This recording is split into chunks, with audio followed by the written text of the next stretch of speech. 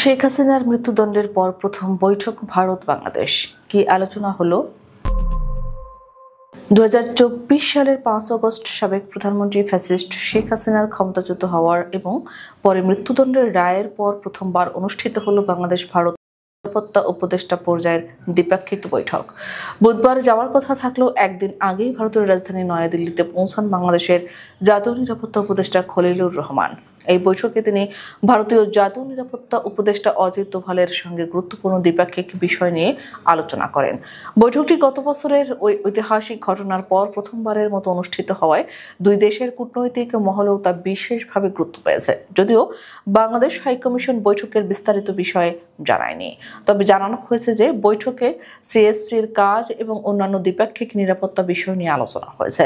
খলিলুর রহমান বৈঠকে অজিত দোভালকে সুবিধাজনক সময়ে ঢাকায় সফরের আমন্ত্রণ জানান। দ্বিপাক্ষিক আলোচনা হওয়ায় বিশেষজ্ঞরা আশা করছেন এটি দুই দেশের সম্পর্কের উন্নয়নে গুরুত্বপূর্ণ ভূমিকা রাখতে পারে।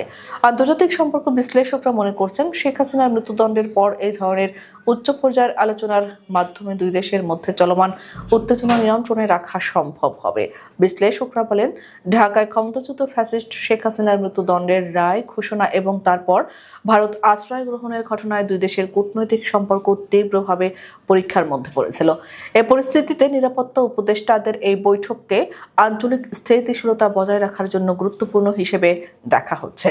সাবেক রাষ্ট্রদূত এম শফিউল্লাহ এ প্রসঙ্গে বলেন, দুই দেশের যে পরিস্থিতি সেখানে যদি এই ধরনের আলাপ আলোচনা হয় এটি অবশ্যই ইতিবাচক। ফলাফল যাই হোক না কেন বাংলাদেশ তার উদ্বেগের কথা ভারতকে জানাবে এবং ভারতেরও যদি কোনো বক্তব্য থাকে তা বাংলাদেশকে জানানো হবে।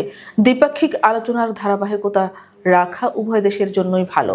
দুই দেশের এই প্রথম উচ্চ পর্যায়ের বৈঠক আয়োজন করা হয়েছে কলম্বো সিকিউরিটি ক্লেভের 7ম অধিবেশনের প্রেক্ষাপটে, যেখানে ভারতের পাশাপাশি মালদ্বীপ, মরিশাস ও শ্রীলঙ্কার জাতীয় নিরাপত্তা উপদেষ্টারা অংশগ্রহণ করছেন। এ ধরনের আঞ্চলিক সম্মেলনে অংশগ্রহণ বাংলাদেশের জন্য কৌশলগত দিক থেকেও গুরুত্বপূর্ণ, কারণ এটি আঞ্চলিক নিরাপত্তা ও সহযোগিতার একটি বড় মঞ্চ হিসেবে কাজ করছে। তবে বৈঠকে ঠিক কোন বিষয়গুলো আলোচনা হয়েছে সে বিষয়ে এখনো বিস্তারিত তথ্য প্রকাশ করা হয়নি। এর অর্থ দুই দেশের মধ্যে আলোচনা এখনো প্রাথমিক পর্যায়ে এবং চূড়ান্ত সমঝোতা বা সিদ্ধান্ত এ বৈঠকের পরের পর্যায়ে নির্ভর করবে। বিশেষজ্ঞরা বলছেন, এই বৈঠক রাজনৈতিক সংকট নিরসনে এবং আঞ্চলিক নিরাপত্তা বজায় রাখতে একটি গুরুত্বপূর্ণ ধাপ। তাদের মতে দুই দেশের জাতীয় নিরাপত্তা উপদেষ্টাদের এই বৈঠক ভবিষ্যতে কূটনৈতিক সম্পর্ককে সুসংহত করবে এবং দ্বিপাক্ষিক সহযোগিতার নতুন পথ উন্মোচন করবে।